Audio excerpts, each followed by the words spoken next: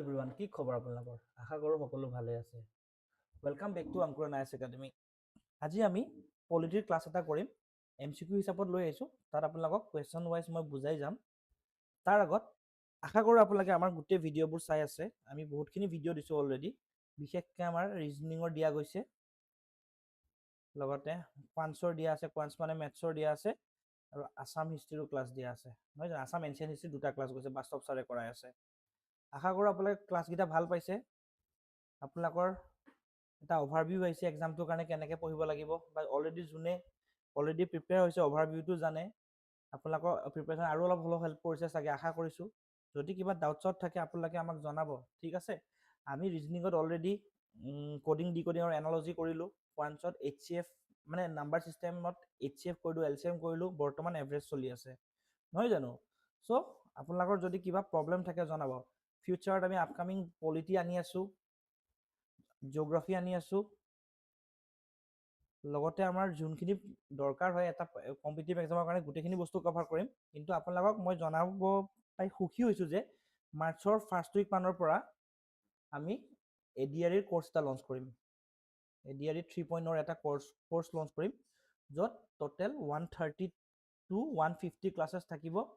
চব ডিটেইলিঙত পঢ়োৱা যাব, একদম ভালকৈ এক্সাম স্পেচিফিককৈ পঢ়োৱা যাব। তাত আপোনালোকৰ PDF পাই যাব, আমাৰ ৰেগুলাৰ ক্লাছেছৰ PDFবোৰ পাই যাব, ঠিক আছে।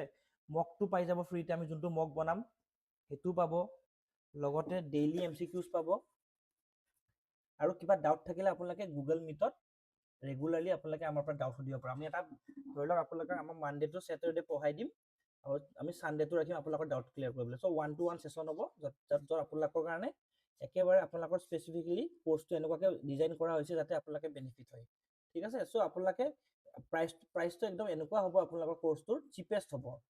মই আপোনাক গেৰাণ্টি দিছোঁ, এইটো প্ৰাইচ আপোনালোকে মাৰ্কেটত বৰ্তমান সময়ত নহ'ব, আমি সিমান চিপেষ্ট দিম, ঠিক আছে। চ' আপোনালোকে ৰখক, মাৰ্চৰ ফাৰ্ষ্ট উইকলৈকে আমি অফিচিয়েলি লঞ্চ কৰি আছোঁ। দুদিনমান ৰখক, অফিচিয়েলি লঞ্চ কৰি আছোঁ। প্ৰাইচ ষ্ট্ৰাকচাৰটো জনাই দিম আপোনালোকক, আৰু যদি আপোনালোকৰ কিবা সুধিব থাকে এই নাম্বাৰটোত সুধিব, ঠিক আছে। চ' পলম নকৰোঁ, আজি ক্লাছটো ষ্টাৰ্ট কৰোঁ। চ' আজি আমি কি কৰিছোঁ, পলিটি লৈ আহিছোঁ, ঠিক আছে। চ' ষ্টাৰ্ট কৰোঁ। প্ৰথম প্ৰশ্নটো সুধিছে, how many parts articles and schedules was there in the original Indian constitution. সুধিছে কি, আমাৰ অৰিজিনেল কনষ্টিটিউশ্যনখনত কেইটা পাৰ্টছ আছিলে যেতিয়া প্ৰথম আমাৰ কনষ্টিটিউশ্যন কেতিয়া লঞ্চ হৈছিলে, মানে কাৰ্যকৰী হৈছিলে। লঞ্চ শব্দটো ভুল হ'ব, কাৰ্যকৰী হৈছিলে 26 Jan 1950, নহয় জানো? লঞ্চ হোৱা সময়ত আমাৰ সেইটো সময়ত কেইটা আৰ্টিকেল আছিলে, কেইটা পাৰ্টছ আছিলে, বৰ্তমান সময়ত কেইটা পাৰ্টছ আছে, কেইটা আৰ্টিকেল আছে, আৰু সেইটো সময়ৰ কথা সুধিছে। আৰু কেইটা চিডিউল আছিলে, প্ৰশ্নটো সেইটো সুধিছে, নহয় জানো? চ' অপশ্যনকেইটা দিয়া আছে, A 22 parts 395 articles and 8 schedules, B 24 parts 450 articles and 12 schedules, C 22 parts 390 articles and 8 schedules, D 24 parts 425 articles and 12 schedules. চ' এই প্ৰশ্নটোৰ এনচাৰটো কি বাৰু জানেনে আপোনালোকে? এই প্ৰশ্নটোৰ এনচাৰ হৈছে অপশ্যন A। কিমানটা আছিলে? 22টা পাৰ্ট আছিলে, 395টা আৰ্টিকেল আছিলে, আৰু 8টা চিডিউল আছিলে। এতিয়া বৰ্তমান পাৰ্টছ কেইটা আছে কমেণ্ট ছেকশ্যনত জনাব, ঠিক আছে। চাওঁচোন আপোনালোকে কি পঢ়িছে। বৰ্তমান আৰ্টিকেল 450 প্লাছ হ'লগৈ, আৰু বৰ্তমান চিডিউল কেইটা আছে? 12টা চিডিউল আছে, ঠিক আছে। আশা কৰোঁ আপোনালোকে এইটো বুজি পাইছে। একদম ষ্টেটিক কুৱেশ্যন হয়, পৰীক্ষাত আহি থাকে। মই এইটো একচুৱেলি PYQ উঠাইছোঁ হা। এইখিনি যোনখিনি আজি কুৱেশ্যন আছে, 10টা নে 11টা কুৱেশ্যন আনিছোঁ, গোটেইখিনি PYQ হয়। কিমান হয়, কিবা পৰীক্ষাৰ আগতে এবাৰ হ'লেও এবাৰ আহিছে, ঠিক আছে। চ' প্ৰথম যেতিয়া আমাৰ কনষ্টিটিউশ্যনখন 26 জানুৱাৰী 1950 চনত কাৰ্যকৰী হৈছিল, তেতিয়া কেইটা? 22টা পাৰ্ট আছিলে, 395টা আৰ্টিকেল আছিলে, আৰু 8টা চিডিউল আছিলে, ঠিক আছে। আপোনালোকৰ মনত থাকিবনে? কিন্তু এতিয়া বৰ্তমান চেঞ্জ হৈছে। চ' আপোনালোকে মোক জনাব বৰ্তমান সময়ত কেইটা পাৰ্টছ আছে, কেইটা আৰ্টিকেল আছে, আৰু কেইটা চিডিউল আছে। চিডিউলটো মই কৈ দিলোঁ 12টা আছে, নহয় জানো? চ' আহক আমি নেক্সট কুৱেশ্যনটো চাওঁ। How many states and union territories were established by 1956 State Restructuring Act? Restructuring Act বা Reorganization Act বুলিও কয় হা, Reorganization বুলিও কয়, ঠিক আছে। মানে কি হৈছিলে, আমাৰ ইণ্ডিপেণ্ডেঞ্চ অফ 1947 যেতিয়া হৈছিলে, তেতিয়া আমাৰ ষ্টেটছবোৰ 4টা পাৰ্ট আছিলে, part A, part B, part C, part D। Part A, part B, part C, part D, ঠিক আছে। মানে আমাৰ ষ্টেটছবোৰক 4টা পাৰ্টত ভগোৱা হৈছিলে, বিভক্ত কৰা হৈছিলে, part A, part B, part C, part D. আৰু আমাৰ আছাম তেতিয়া আছিলে পাৰ্ট এ, আছাম আছিলে, ঠিক আছে। কিন্তু 1956ত এটা এক্ট আহিছিল, ষ্টেট ৰিঅৰ্গেনাইজেশ্যন এক্ট। কেতিয়া আহিছিল? 1956ত, ঠিক আছে। সেই এক্টখনৰ মতে সেইটো সময়ত যেতিয়া আমাৰ এই পাৰ্ট এ, পাৰ্ট বিটো এবলিছ কৰিছিলে আৰু নতুনকে কেইখনমান ষ্টেট আনিছিলে আৰু কেইখনমান ইউনিয়ন টেৰিটৰি আনিছিলে। এতিয়া প্ৰশ্নটো সেইটোৱে সুধিছে, 1956 চনৰ ষ্টেট ৰিঅৰ্গেনাইজেশ্যন এক্টৰ মতে কেইখন ষ্টেট আহিল, কেইখন ইউটি আহিলে? অপশ্যন এ দিছে 14খন ষ্টেট, 6খন ইউনিয়ন টেৰিটৰি, 18খন ষ্টেট, 9খন ইউটি। অপশ্যন চি 22খন ষ্টেট, 8খন ইউটি, আৰু 21খন ষ্টেট, 7খন ইউটি। চ' ইয়াৰ এনচাৰটো কি জানেনে? অপশ্যন এ হ'ব। অপশ্যন এ, যেতিয়া মানে 1956ৰ ষ্টেট ৰিঅৰ্গেনাইজেশ্যন এক্ট আহিলে তেতিয়া আমাৰ 6খন ইউটি আৰু 14খন ষ্টেট বনিলে। প্ৰথমতে কি আকৌ ক'লো মই আপোনালোকক, পাৰ্ট এ আছিলে, বি আছিলে, চি আছিলে, ডি আছিলে, আৰু আমাৰ আছাম এ ফৰ আছামত আছিলে, ঠিক আছে। কিন্তু এইখিনি ৰিষ্ট্ৰাকচাৰ কৰি 14খন ষ্টেট আৰু 6খন ইউটি বনাই পেলালে। এতিয়া কথা হ'ল আপোনালোকে মোক কমেণ্ট ছেকশ্যনত জনাব বৰ্তমান কেইখন ষ্টেট আছে আৰু কেইখন ইউটি আছে, ঠিক আছে। চ' এইটো আপোনালোকে কমেণ্ট ছেকশ্যনত জনাব বৰ্তমান সময়টো। মানে মই এনেকৈ আপোনালোকক সুধি থাকোঁ যাতে আপোনালোকে নিজেও ৰিচাৰ্চ কৰে। মইতো আপোনালোক পঢ়াই যাওঁ, কিন্তু যদি আপোনালোকে কিছুমান বস্তু নিজে ৰিচাৰ্চ কৰিলে ন, বস্তুবোৰ মনত থাকে। এবাৰ আপুনি যদি কিবা এটা বস্তু গুগল চাৰ্চ কৰে বা জেমিনাই চাৰ্চ কৰে বা চেট জিপিটিত মাৰি চাই ন, তেতিয়া কথাটো কেনেকুৱা হয়, আপুনি যেতিয়া কিবা এটা বস্তু যদি নিজে কৰে ন, সেইটো আপুনি পাহৰাৰ চান্সেছ কম থাকে। চ' মই আপোনালোকক কুৱেশ্যন ৱাইজ কিছুমান বস্তু আপোনালোক কমেণ্ট ছেকশ্যনত দিবলৈ দিওঁ, যাতে আপোনালোকে নিজে ৰিচাৰ্চ কৰে বস্তুটো, আৰু সেইটো আপোনালোকৰ কাৰণে মেমৰিৰ কাৰণে ভাল হয়। নিজে যোনটো বস্তু ৰিচাৰ্চ কৰে নিজৰ কাৰণে ভাল হয়, ঠিক আছে। চ' আপোনালোকে পাৰিলে এইকেইটা মোক জনাব, এতিয়া বৰ্তমান সময়ত কেইটা ইউটি আছে আৰু কেইখন ষ্টেট আছে, ঠিক আছে। আহকচোন আমি কুৱেশ্যন 3টোলৈ যাওঁ। সুধিছে কি মেথছ, এইটো দেখিছেনে ক'ৰবাত PIQ হয়। মই কৈছোঁ আপোনালোক আজি গোটেই কুৱেশ্যনখিনি মই PIQ আনিছোঁ, ক'ৰবাত নহয় ক'ৰবাত এক্সাম আছে। মানে কেনেকুৱা ধৰণৰ, UP বৰ্ডৰ হ'ব পাৰে, MP বৰ্ডৰ হ'ব পাৰে, বিহাৰ বৰ্ডৰ হ'ব পাৰে, নহ'লে আমাৰ আছামৰ কিবা এক্সামত আহিব পাৰে। মানে এনেকুৱা কুৱেশ্যনবোৰ আছে যোনখিনি অলৰেডি পৰীক্ষাত আহিছে, ঠিক আছে। আহক, চ' সুধিছে কি মেথছ দ্য ফলোইং হৈছে। সুধিছে কি অপশ্যন, মানে এটা কলমত এইটো লিষ্ট 1, লিষ্ট 2 হিচাপে দিয়া আছে। লিষ্ট 1ত কি দিয়া আছে, এক্সকিউজ মি, অপশ্যন এ দিয়া আছে, সৰি লিষ্ট এ দিয়া আছে formation of new state, citizenship, FR মানে ফাণ্ডামেণ্টেল ৰাইটছ, আৰু ছেটিং আপ অফ এডমিনিষ্ট্ৰেটিভ ট্ৰিবিউনেলছ। আৰু লিষ্টটোত দিয়া আছে মানে ইয়াৰ ফৰ্মেশ্যন অফ নিউ ষ্টেট কোনটো হ'ব, 1 হ'ব নে, 2 হ'ব নে, 3 হ'ব নে, 4 হ'ব। Article 3 of the Indian constitution, article 322A of the Indian constitution, আৰু part 3 of the Indian constitution, ঠিক আছে। এতিয়া তোমালোকে মেথছ কৰি চোৱা। এনেকুৱা তোমালোকে কি কৰিবা জানানে, যোনটো বস্তু তোমালোকে জানা সেইটো বস্তু প্ৰথমে মেথছ কৰিব ট্ৰাই কৰিবা। এতিয়া আমি চবে জানো ফাণ্ডামেণ্টেল ৰাইটছটো আমাৰ ক'ত থাকে, part 3 of the Indian constitution, নহয় জানো। এতিয়া অপশ্যন চিৰ লগত ক'ৰবাত পাৰ্ট C4 আছে নেকি চোৱা, C4 অপশ্যন এতে আছে, দেখিছানে, অপশ্যন এতে C4 আছে, মানে অপশ্যন চি এইটোতো ৰাইট হ'বই। এতিয়া বাকীকেইটা এবাৰ চেক কৰি লওঁ, formation of new states A2 হয়নে, আৰ্টিকেল 3 আমাৰ ফৰ্মেশ্যন অফ নিউ ষ্টেট আছে, আৰ্টিকেল 3 কি আছে আমাৰ ফৰ্মেশ্যন অফ নিউ ষ্টেট আছে, নহয় জানো। চিটিজেনশ্বিপ কিমান আছে আমাৰ B1, part 2 of the Indian constitution আছে, আৰু ছেটিং আপ এডমিনিষ্ট্ৰেটিভ ট্ৰিবিউনেল কি আছে, আৰ্টিকেল 323A আছে। বুজি পালেনে আপোনালোকে? মানে আপোনালোকে সদায় এনেকুৱা যে মেথছ দ্য ফলোইং দিব, আমাৰ APSCতো বহুত আহে এনেকুৱা। তেতিয়া কি কৰিব, যোনটো বস্তু জানে সেইটো প্ৰথম মেথছ কৰিব ট্ৰাই কৰিব, তাৰপিছত আপোনালোকে বাকী এলিমিনেট কৰিব পাৰিব তেতিয়া, ঠিক আছে নে। চ' আশা কৰোঁ আপোনালোকে বুজি পালে। অপশ্যন কি হ'ব এইটোৰ, এ হ'ব। ইয়াত সুধিছে which of the following is not correctly maths, ঠিক আছে। Which of the following is not correctly maths হৈছে কি, কোনটো অশুদ্ধকে মিলাই থোৱা আছে, ঠিক আছে। Citizenship part 2 of the constitution শুদ্ধ, কাৰণ আমি অলপ আগত পঢ়ি উঠিছোঁ। Fundamental rights part 3 of the constitution হয়, আমি এইমাত্ৰ পঢ়ি উঠিছোঁ। Fundamental duties part 6A of the constitution দিয়া আছে, এইটো আমাৰ চাগে ডাউটত আছে, চাই লওঁ। নেক্সটটো কি আছে, state part 6 of the constitution, state part 6 of the constitution, ঠিক আছে। এতিয়া কথাটো হ'ল আপোনালোকৰ এইটো সুধিছে কোনটো ভুলকে মেথছ আছে।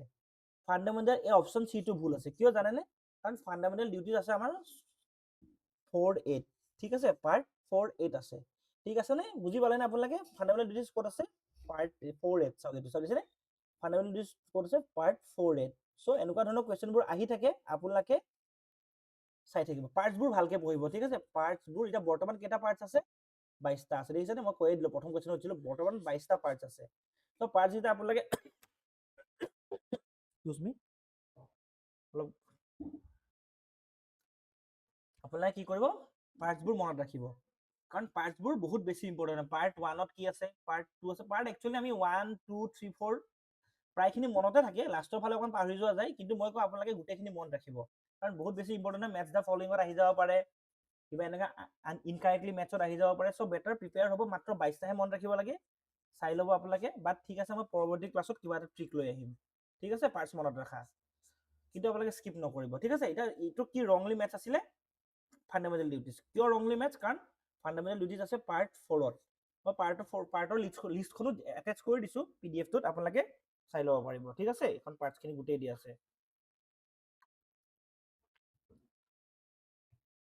নেক্সট কথা আৰু এটা মই হেৰি লৈ আহিছোঁ মেথছ দ্য ফলোইং আনিছোঁ চিডিউলছৰ কথা 7 চিডিউল 8 চিডিউল 9 চিডিউল 10 চিডিউল কোনটো চিডিউলত কি আছে ইয়াত মেথছ কৰিব লাগে চবে আমি কোনটো জানো কি নাজানো আপোনালোকে ধৰি লওক মই কোনটো জানো মইতো গোটেইকেইটা জানো বাৰু কিন্তু কথাটো হ'ল মই আপোনাক এটা টেকনিক আমি চবতছে পপুলাৰ কি 10 চিডিউলটো হয়নে কাৰণ 10 চিডিউল মতে কি আছে এণ্টি ডিফেকশ্যন ল আছে নহয় জানো এণ্টি ডিফেকশ্যন ল আছে নহয় জানো চ' আমি 10 চিডিউলটো আমি মুখে মুখে শুনি থাকোঁ কাৰণ আমি দেখা পাওঁ আজি কোনোবা নহয় কোনোবা এটা MP বেলেগ পাৰ্টিলৈ গ'ল চ' এনেকুৱা নিউজত আহিয়ে থাকে চ' আমি 10 চিডিউলটোৰ কথা বহুতকৈ শুনি থাকোঁ 10 চিডিউলটোতে ক'ত আছে টেডি ক'ত আছে আপোনাৰ disqualification on the ground so' D2 ক'ৰবাত আছে নেকি চাওকচোন D2 ক'ৰবাত আছে নেকি D2 অপশ্যন ডিতে আছে আমি আৰু এটা জানো লেংগুৱেজ ক'ত আছে চিডিউল 8ত আছে হয়নে চিডিউল 8টো চাওকচোন আমি কনফাৰ্ম কৰোঁ B2 চিডিউল 8টো লেংগুৱেজটো ক'ত গ'ল B1 আছে নেকি এইটো আছে ঠিক মানে অপশ্যন D2 শুদ্ধ 7 চিডিউলত কি আছিলে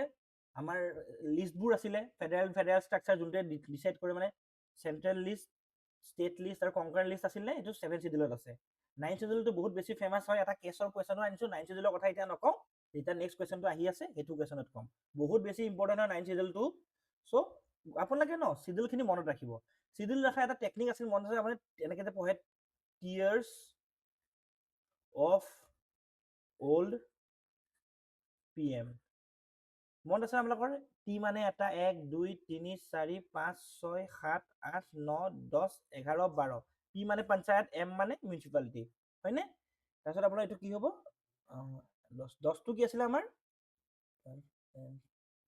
10টো আমাৰ ডিফেকশ্যন ডি ফৰ ডিফেকশ্যন এল মানে কি আছিলে আমাৰ লেণ্ডৰ আছিলে হয় জানো আৰ্টিকেল হেৰি চিডিউল 9 অ' মানে official language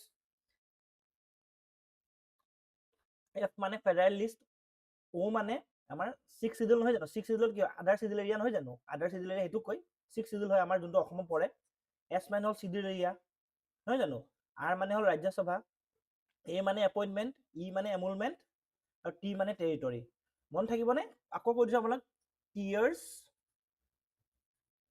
of old PM এইটো মন ৰাখিব তেতিয়া আপোনালোকৰ চিডিউলখিনি মন হৈ যাব ঠিক আছে 12টা লেটাৰ 12টা হেৰিত বনোৱা আছে আপোনালোকে মন ৰাখিব কি নাম টিয়াৰ্ছ অফ অল্ড PM বা আপোনালোকে গুগল কৰিব চিডিউলছ অফ দ্য ইণ্ডিয়ান কনষ্টিটিউশ্যন আপোনালোকে পাই যাব ঠিক আছে এনেকৈ এই টিয়াৰ্ছ অফ অল্ড PMটো কৈ আমি এনেকৈ মন ৰাখিছিলোঁ চবেই এইটোৱে ইউজ কৰে চ' আপোনালোকে এইটো ইউজ কৰিব ঠিক আছে আমি নেক্সট কুৱেশ্যনটো যাওঁ নেক্সট কুৱেশ্যনটো হৈছে Coelho case is related to which schedule of the constitution of India সুধিছে কি এটা লেণ্ডমাৰ্ক কেছ এটা আছে হা লেণ্ডমাৰ্ক কেছ এটা আছে নামটো হ'ল কোয়েলহো কেছটো 9 জাজ কেছ বুলিও কয় 9 জাজ কেছ বুলি কয় মানে ইয়াত 9জন জাজে জাজমেণ্ট দিছিলে 9 জাজ কেছ বুলিও কয় আৰু 9 কেছ আপোনালোকক তাৰ কোনটো কোয়েলহো কোনটো চিডিউলৰ লগত জড়িত বুলি সুধিছে option A 7 schedule option B 8 schedule option C 9 schedule option D 10 schedule এনচাৰটো কোৱা আগত 7 চিডিউল মই এইমাত্ৰ কি কৈছিলোঁ ফেডাৰেল লিষ্ট মানে আমাৰ ষ্টেট লিষ্ট কনকাৰেণ্ট লিষ্ট আৰু চেণ্ট্ৰেল লিষ্ট আছে এইটোত 7 চিডিউলত 8 চিডিউল হ'ল অফিচিয়েল লেংগুৱেজ এতিয়া তোমালোকে মোক জনাবাচোন আমাৰ অফিচিয়েল লেংগুৱেজ কেইটা ঠিক আছে অফিচিয়েল লেংগুৱেজ কেইটা জনালে হ'ল মোক কমেণ্ট ছেকশ্যনত C2 হ'ল 9 চিডিউল D2 হ'ল 10 চিডিউল 10 চিডিউলটো কি আছিল ডিফেকশ্যন ঠিক আছে ইয়াৰ এনচাৰটো হয় 9 চিডিউল কোয়েলহোটোৰ 9জন জাজে দিছিলে আৰু 9 চিডিউল কেছ বুলিও কয় কি কয় 9 schedule cash 9th schedule cash কিয় কয় এই কেছটোৰ পৰাই মানে 9 চিডিউলত কিবা এটা হৈছিলে কি হৈছিলে এইটো কি হৈছিলে 9 শিডিউলত কি হৈছিল জানানে? আগতে কি আছিলে 9 শিডিউলটো একচুৱেলি আনিছিলে অকণমান লেণ্ডৰ কিবা কিবি কিছুমান ৰুলৰ কাৰণে। এইটো মই ভালকে পৰৱৰ্তী ক্লাছত বুজাম। এতিয়া জাষ্ট লেণ্ডৰ ৰুল বুলি কিছুমান লেণ্ডৰ বস্তুৰ কাৰণে আনিছিলে, প্ৰপাৰ্টি চপাৰ্টিৰ কাৰণে আনিছিলে। কিন্তু এই কেছটোৰ আগতে কি আছিলে, যোনবিলাক বস্তু নহয়, যোনবিলাক আৰ্টিকেল হওক বা আমাৰ কোনো এমেণ্ডমেণ্ট হওক, যোনবিলাক এমেণ্ডমেণ্ট পাৰ্লিয়ামেণ্টে বা লেজিসলেচাৰে যদি কোৰ্টৰ জুডিচিয়েল ৰিভিউৰ পৰা বচাব বিচাৰে, সেই বস্তুবিলাক 9 শিডিউলত ভৰাই দিছিলে। কি কৰিছিলে? 9 শিডিউলত ভৰাই দিছিলে। 9 শিডিউলত ভৰাই দিয়াৰ লগে লগে তেতিয়া কি হয়, 9 শিডিউলত ভৰাই দিয়াৰ লগে লগে কি হয়, এইটো জুডিচিয়েল ৰিভিউৰ পৰা দূৰত গুচি যায়। কাৰণ 9 শিডিউলটো আছিলে এনেকুৱা য'ত মানে তাত 9 শিডিউলটোত হেৰি হ'ব নোৱাৰে, জুডিচিয়েল ৰিভিউ হ'ব নোৱাৰে। কিন্তু আমাৰ জুডিচিয়েল ৰিভিউটো কি আছিলে? বেচিক ষ্ট্ৰাকচাৰ হয়। কোনটো কেছত আহিছিলে এইটো মোক জনাবা। কোনটো কেছত আহিছিলে জনাবা। এতিয়া কথাটো হ'ল, যিহেতু judicial review is the basic structure of our constitution, so' এনেকুৱা বস্তু কিছুমান সোমোৱাই দিলে, ধৰক এনেকুৱা বস্তু সোমোৱাই দিয়ে যোনবিলাক জুডিচিয়েল ৰিভিউ কৰিব নোৱাৰে, কোৰ্টত যাব নোৱাৰে। চ' তেতিয়া 1973 চনত আৰু এটা লেণ্ডমাৰ্ক কেছ আছিলে। কেছটো কি হয়? কেশৱানন্দ ভাৰতী কেছ। কেতিয়া হৈছিল? 24 এপ্ৰিল। 24 এপ্ৰিলত হৈছিলে। আৰু 24 এপ্ৰিল কাৰ বাৰ্থডে হয়? আমাৰ শচীন তেণ্ডুলকাৰৰ। সেনেকে মনত ৰাখিবা। 24 এপ্ৰিল বাৰ্থডে হয় শচীন তেণ্ডুলকাৰৰ। আৰু 24 এপ্ৰিলতো কেশৱানন্দ ভাৰতী কেছটোৰ জাজমেণ্ট আহিছিলে। এই কেছটোত কি কৈছিলে কি judicial review is the basic structure বুলি কৈছিল অফ দ্য কনষ্টিটিউশ্যন। মানে জুডিচিয়েল ৰিভিউ আমাৰ কনষ্টিটিউশ্যনৰ বেচিক ষ্ট্ৰাকচাৰ হয়। কোনো ইয়াৰ পৰা মানে হেৰি কৰিব নোৱাৰে। চ' 24 এতিয়া 9 শিডিউল কোয়েলহই কি কৰিলে? কোয়েলহ কেছটো দেৰিকে আহিছে। কেতিয়া আহিছে কোয়েলহ কেছটো? দেৰিকে আহিছে, ঠিক আছে। কিন্তু জাজমেণ্টটোত কি ক'লে? যোনখিনি ল 24 এপ্ৰিল 1973 পিছত 9 শিডিউলত সোমাব, সেইখিনি এলিজিবল হয় ফৰ জুডিচিয়েল ৰিভিউ। বুজি পালেনে আপোনালোকে? আকৌ কম, মই কথাটো বুজাই দিছো, গোটেই এটা বেকড্ৰপটো মই বুজাই দিছো। আগতে কি আছিলে, জুডিচিয়েল ৰিভিউৰ পৰা বাচিবৰ কাৰণে লেজিসলেটৰে কি কৰিছিলে, কিছুমান বস্তু 9 শিডিউলত ভৰাই দিছিলে। কি কৰিছিল? 9 শিডিউলত ভৰাই দিছিল। চ' 9 শিডিউলত বিশেষকৈ আমাৰ ফাণ্ডামেণ্টেল ৰাইটছ ৰিলেটেড ৰুলবিলাক, যাতে সেইখিনি জুডিচিয়েল ৰিভিউ হ'ব নোৱাৰে। কিন্তু 24 এপ্ৰিল 1973 চনত এটা লেণ্ডমাৰ্ক জাজমেণ্ট আহিলে। নামটো হ'ল কেশৱানন্দ ভাৰতী। কেশৱানন্দ ভাৰতীয়ে কি কৰিলে? জুডিচিয়েল ৰিভিউটো আমাৰ basic structure of the constitution বুলি কৈ দিলে। চ' কোয়েলহ কেছটোৱে কি কৰিলে? সিহঁতে কৰিলে কি 24 এপ্ৰিল, যিহেতু 24 এপ্ৰিলত আহিছিল ন, এইটো 24 এপ্ৰিল 1973 চনৰ পিছত যোনখিনি বস্তু, যোনখিনি আৰ্টিকেল হওক, ল হওক, যিয়ে 9 শিডিউলত আহিছে, যিয়ে বস্তু আহিছে, they are eligible for judicial review. বুজি পালেনে? আশা কৰো বুজি পালে। যেতিয়া আমি শিডিউলছখিনি পঢ়িম আৰু ভালকে পঢ়িম। জাষ্ট আজি এটা অভাৰভিউ এটা দিছো, যাতে 9 শিডিউল কেছ বুলি ক'লে কি হয় আপোনালোকে বুজি পায়, ঠিক আছে। 9 শিডিউল কেছটো বুজি পালে। এইটো কেইজন জাজে জাজমেণ্ট দিছিলে? 9জন জাজে দিছিলে। 9জনৰ বেঞ্চ বহিছিলে, ঠিক আছে। এতিয়া কথাটো এনেকুৱা হয়, এইখিনিতে যিহেতু মনত পৰিলে এটা কৈ দিওঁ। সুপ্ৰিম কোৰ্টত কিবা এটা যদি কিবা এটা বৰ্ডে জাজৰ ধৰি লওক 5জনীয়া বৰ্ড আছে, পেনেল আছে, তেওঁলোকে যদি কিবা এটা জাজমেণ্ট দিয়ে, ধৰক জাজমেণ্টটো 4:1ত ফৰে গ'ল। এতিয়া এই জাজমেণ্টটো অভাৰটেক কৰিবলৈ নেক্সট যেতিয়া যদি কোনোবাই ধৰি লওক কেছ কৰিলে বা যদি কোনোবাই ৰিভিউ কৰিব দিলে, তেতিয়া মিনিমাম 5জনতকৈ বেছি জাজ হ'ব লাগিব। তেতিয়াহে সেই কেছটো ধৰিব। ধৰক আগতে ধৰি লওক 5জন আছে, এইটো ধৰি লওক এতিয়া কোয়েলহ কেছটো ধৰি লওক কোনোবাই হেৰি কৰিলে, সুপ্ৰিম কোৰ্টত আকৌ দিলে, PIL দিলে কি ধৰি লওক মই কোয়েলহ কেছটো এগেইনষ্টত আছো, তেতিয়া 9জনতকৈ বেছি জাজ বহি পেলাই সেইটো অভাৰটাৰ্ণ কৰিব লাগিব। 9জনতকৈ কম হ'লে নোৱাৰে, ঠিক আছে। আশা কৰো আপোনালোকে 9 শিডিউল কেছটো বুজি পালে। বহুত বেছি ইম্পৰ্টেণ্ট। কেইটামান কেছ আছে, Coelho case, Kesavananda Bharati case, Minerva Mills case, এইখিনি বহুত বেছি ইম্পৰ্টেণ্ট কেছ আমাৰ কনষ্টিটিউশ্যনৰ কাৰণে। আৰু কেছেছবোৰ আমি ভালকে আনিম, লাহে ধীৰে আনি আছো। আপোনালোকে আমাৰ চেনেলটো চাই থাকিব, ভাল ভাল কণ্টেণ্ট পাই থাকিব, ঠিক আছে। আহক আমি নেক্সট কুৱেশ্যনটো যাওঁ এতিয়া। Coelho case is a landmark case which upheld the authority of the judiciary to review laws including the ones under the 9th schedule against violation of basic structure. Basic structure যোনখিনি violate কৰি আছে, সেইখিনি cases আমি judicial review কৰিব পাৰিম। It is also' known as 9th schedule case. কি বুলি কয়? 9th schedule কেছ, ঠিক আছে। আশা কৰো বুজি পাইছে। এতিয়া আমি নেক্সট কুৱেশ্যনটোলৈ যাওঁ।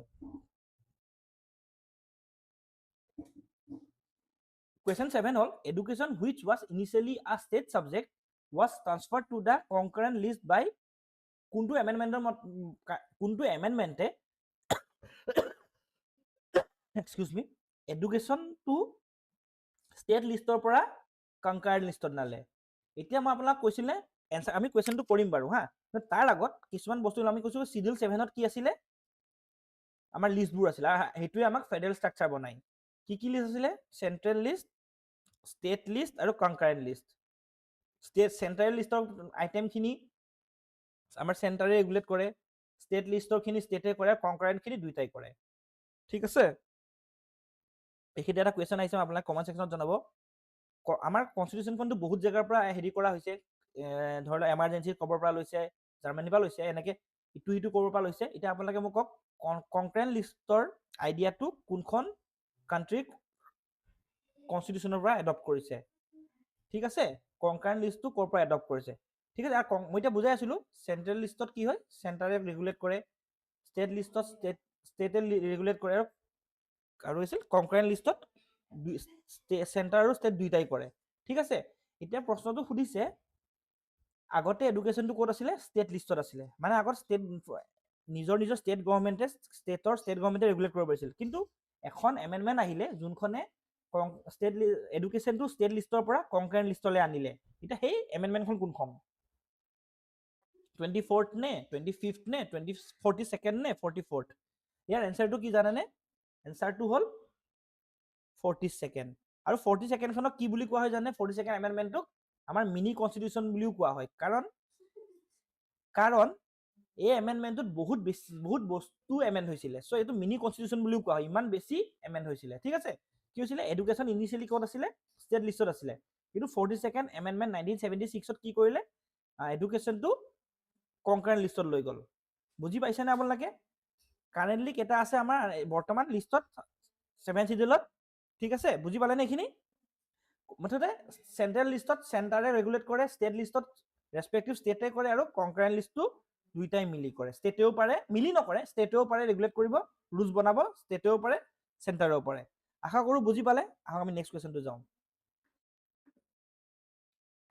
which one of the schedule of the constitution of India regarding anti-defection law এটো কৈছো anti-defection কোনটোৱে আনে 10th schedule নহয় জানো এটা anti-defectionৰ নিয়মখিনি ন anti-defectionৰ নিয়মখিনি ভালকে এটা ক্লাছত পঢ়িব লাগিব কাৰণ এটো বহুত মেইন স্পেসিফিক কোৱেশ্চন হয় প্ৰিলিম স্পেসিফিকটো হয় মেইনছত আহা চান্সেস বহুত থাকে কাৰণ আজিকালি ধৰি লওক ৰিসেন্টলি কালিয়ে দেখিছো আমি কংগ্ৰেছৰ প্ৰেসিডেন্ট আছিলে ভূপেন বৰা নহয় জানো ভূপেন বৰা এতিয়া বিজেপিলে গল সো এন্টি ডিফেকশন লাগিছে নেকি কিবা হৈছে নেকি এখিনি বস্তু বুজিব লাগে কাৰণ কিয় লাগে কাৰণ এন্টি ডিফেকশন বস্তুটো আজিকালি বহুত বেছি হ্যাপনিং হৈ থাকে কাৰেন্ট এফেয়াৰ্স বুলি কব পাৰে ৰেগুলাৰলি আজি নহয় কালি কিবা নহয় কিবা আমি দেখিয়ে থাকো সো এন্টি ডিফেকশন আমি ভালকে পঢ়িব লাগিব ঠিক আছে আমি যেতিয়া পলিটি পঢ়িম ভালকে এন্টি ডিফেকশনটো পঢ়িম ঠিক আছে নে আহক আমি কোৱেশ্চন নম্বৰ 9 টো চাও এটো the 10th schedule which contains anti-defection was amended by 52nd amendment excuse me 1985 ত হৈছিলে ঠিক আছে it contains provision regarding anti-defection and lays down the process through which regulators may be disqualified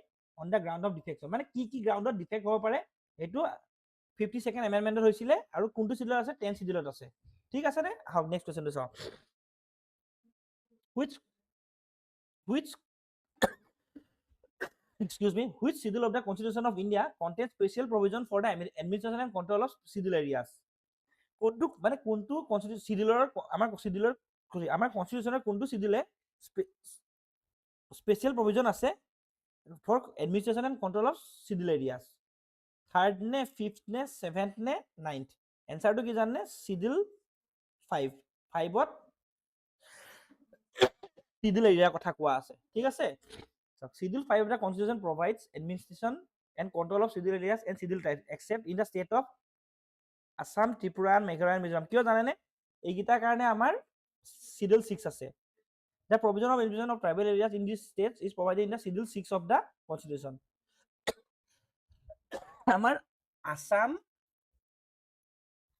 Tripura Meghalaya আৰু মিজোৰাম নহয় জানো মেঘালয় আৰু মিজোৰাম এইটোৰ কাৰণে 6 শিডিউল আছে 6 শিডিউল ঠিক আছে এইটো কি বুলি কয় এটিএম স্কোৰ বুলি অসমত কেটা আছে আমাৰ 6 শিডিউল এবাৰ হেৰি আছে 3টা ত্ৰিপুৰাত আছে কেইটা, ত্ৰিপুৰাটো এটা আছে আৰু বাকী সিহঁত দুটাত তিনিটা আছে, টোটেল 9টা এৰিয়া আছে। ঠিক আছে, এইটো আমি 6 শিডিউলৰ কথা শিডিউল যেতিয়া পঢ়িম। ঠিক আছে নে? আহক আমি নেক্সট কুৱেশ্যনটোলৈ যাওঁ। Which one of the following is not correctly matched? 371A Nagaland, 371B Assam, 371C Meghalaya, 371D Andhra Pradesh. কোনটো কাৰেক্টলি মেটচ নহয়? চ' এইটো কুৱেশ্যনৰ এনচাৰ কি জানেনে? Option C Meghalaya. 371C টো মেঘালয়। 371C কি হয়? 371C ফৰ মণিপুৰৰ কাৰণে হয়। ঠিক আছে নে? 371C কি হয়? মণিপুৰ। ঠিক আছে, চ' এতিয়া আমি কুৱেশ্যন নম্বৰ 11 চাওঁ, আজিৰ লাষ্ট কুৱেশ্যন চাওঁ। কোনটোৰ লগত মেচিং কৰিব লাগে? A দিয়া আছে 61, B দিয়া আছে 67B, C দিয়া আছে 94, D দিয়া আছে 90। আমি কোনটো জানো? আমি সবে আৰ্টিকেল 61 টো সবে জানো। কি হয় 71 টো? Impeachment of president. সো এৰ লগত টু কিবা আছে নেকি? এৰ টু দুটা আছে, এইটো এটা আছে, এইটো এটা আছে। লগতে আমি জানো কি জানে, ৰিসেন্টলি তো পুৰা একদম হেৰি চলি আছে আমাৰ লোকসভা স্পিকাৰ এগেইনষ্ট হেৰি আহিছে, নো কনফিডেন্স মোশন দিছে। সো 94 টো আমি জানো ৰিমুভেল অফ স্পিকাৰ, নহয় জানো? ৰিমুভেল অফ স্পিকাৰ আছে নে? আছে। C4 কোনটোত আছে? C4 এইটোত আছে। মানে আমাৰ অপশ্যন কি হ'ব? চি। এনসাৰটো কি হয়? চি। আৰ্টিকেল বহুত বেছি ইম্পৰ্টেন্ট হা। কিয় ইম্পৰ্টেন্ট এতিয়া চাওক। আৰ্টিকেল 61 আমি জানো ইম্পিচমেন্ট অফ প্ৰেসিডেন্ট। আৰ্টিকেল 94 জানো আমি ৰিমুভেল অফ লোকসভা স্পিকাৰ, হয়নে? তাৰপিছত আমি আৰ্টিকেল 67B জানো। 67B কি হয়? Removal of vice president, removal of VP. লগতে আৰু কি দিছিলে? আৰ্টিকেল 90। আৰ্টিকেল 90 কি হয়? ৰিমুভেল অফ ডেপুটি চেয়াৰমেন, নহয় জানো? Removal of deputy chairman of Rajya Sabha. মই এইটো কুৱেশ্যন আনাক এটাই কাৰণ আৰ্টিকেল 94 টো পুৰা নিউজত আছিলে কাৰেণ্ট এফেয়াৰ্ছত। চ' ৰিমুভেল গোটেইখিনি ইম্পৰ্টেন্ট। 67B 90। চ' আপোনালোকে আৰ্টিকেলবোৰ ভালকে চাব দেই। আৰ্টিকেল বহুত বেছি ইম্পৰ্টেন্ট। যোৱাবাৰ পৰীক্ষাত 371B টো ডাইৰেক্ট আহিছিলে, লগতে 143 আহিছিলে। APSC CC কথা কৈ আছো, ভালকে চাব। বহুত বেছি ইম্পৰ্টেন্ট আৰ্টিকেল। আৰ্টিকেলৰ মই ট্ৰিক কিছুমান আমাৰ ইউটিউবত দি থোৱা আছে, শৰ্টছ হিচাপে আৰু ভিডিঅ' হিচাপেও দিয়া আছে, চাব।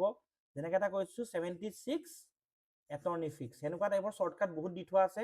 82 বাউণ্ডেৰী ৰিনিউ মানে ডিলিমিটেশ্যন, নহয় জানো? চ' এনেকুৱা ধৰণৰ ট্ৰিক্স কিছুমান দি থোৱা আছে, আপোনালোকে চাব পাৰে। বহুত বেছি ইম্পৰ্টেন্ট হয় আৰ্টিকেল, কাৰণ পৰীক্ষাত আহিয়ে থাকে। চ' আপোনালোকে আশা কৰো এই ভিডিঅ'টো ভাল পালে। সৰু সেশন এটাই আনিছিলো, জাষ্ট আপোনালোকক পলিটিৰ এটা সৰু আভাস দিলো। পৰৱৰ্তী সময়ত ভালকে চেপ্টাৰ ৱাইজ আমি পলিটি পঢ়িম, APSC পইণ্ট অফ ভিউ দিও পঢ়িম, ADRE পইণ্ট অফ ভিউ দি পঢ়িম, আৰু বেলেগ ধৰণৰ কম্পিটিটিভ এক্সামৰ পইণ্ট অফ ভিউ দিও পঢ়িম, যাতে একো সুৰুঙা থাকি নাযায়। আমি আমাৰ পঢ়াটো ভাল কৰিম, যাতে যেনেকুৱা ধৰণৰ কুৱেশ্যন নহওক আমি টেকেল কৰিব পাৰো। আশা কৰো আপোনালোকে সেশনটো ভাল পালে। কিবা যদি সাজেশন থাকে আপোনালোকে আমাক কমেন্ট বক্সত জনাব, নহলে ফোন নম্বৰটো আগত দিছো, তাতো আপোনালোকে আমাক জনাব পাৰে। লগতে আমাৰ এটা ইনষ্টাগ্ৰাম চেনেল আছে, নামটো হ'ল অংকুৰণ IAS একাডেমি, অংকুৰণ IAS একাডেমি, য'ত আমি ৰেগুলাৰলি কাৰেণ্ট এফেয়াৰ্ছ দিওঁ। চাব আপোনালোকে, বহুত বেছি ভাল। এক্সাম পাৰ্সপেক্টিভত দিয়া আছে। লগতে আপোনালোক এটা কৈ থওঁ, আপোনালোকে চাগে APSC CC বা APSC ডিপাৰ্টমেণ্টেল এক্সাম দিলে দেখিছেই ডিষ্ট্ৰিক্ট, আসামৰ ডিষ্ট্ৰিক্টবোৰ কিমান ইম্পৰ্টেণ্ট। আমি এটা সিৰিজ ষ্টাৰ্ট কৰিছো, নো ইয়ৰ ডিষ্ট্ৰিক্ট ইন 35 ডেজ। আমি 35খন ডিষ্ট্ৰিক্ট 35 ডেজত কভাৰ কৰিছো, পুৰা ডিটেইলত। ডিটেইল বুলি ক'লে আপোনালোকৰ তাত কি আছে জানানে? LACৰ কথা আছে, ৰিভাৰ্ছৰ কথা আছে, বাউণ্ডেৰিজৰ কথা আছে, ওৱান ডিষ্ট্ৰিক্ট ওৱান প্ৰডাক্টৰ কথা আছে, প্ৰেজেন্ট MLAৰ কথা আছে, হেৰিটেজ সাইটৰ কথা আছে, GI টেগৰ কিবা বস্তু আছে নেকি, গোটেইখিনি কথা সামৰি পেলাই কৰিছো, যাতে আপোনালোকে ওৱান ডেষ্টিনেশ্যন হ'ব এইটো আমাৰ নো ইয়ৰ ডিষ্ট্ৰিক্ট প্ৰফাইলটো। এবাৰ আমাৰ পোষ্ট কেইটা চাব, 35টা পোষ্ট। মই ভাবো আপোনালোকৰ ডিষ্ট্ৰিক্ট আৰু বেলেগ পঢ়িব নালাগে। চ' আপোনালোকে আমাৰ অংকুৰণ IAS একাডেমি ইনষ্টাগ্ৰাম পেজটো ফ'ল' কৰিব, তাত নো ইয়ৰ ডিষ্ট্ৰিক্টটো চাব, লগতে সৰু সুৰা আপডেট দি থাকো, আৰু কাৰেণ্ট এফেয়াৰ্ছটো চাব পাৰে। ঠিক আছে, চ' আশা কৰো আপোনালোকে আজি সেশনটো ভাল পালে। যদি ভাল পাইছে লাইক কৰিব, শ্বেয়াৰ কৰিব, ছাবস্ক্ৰাইব কৰিব। আজি ইমানতে সামৰিছো, ধন্যবাদ।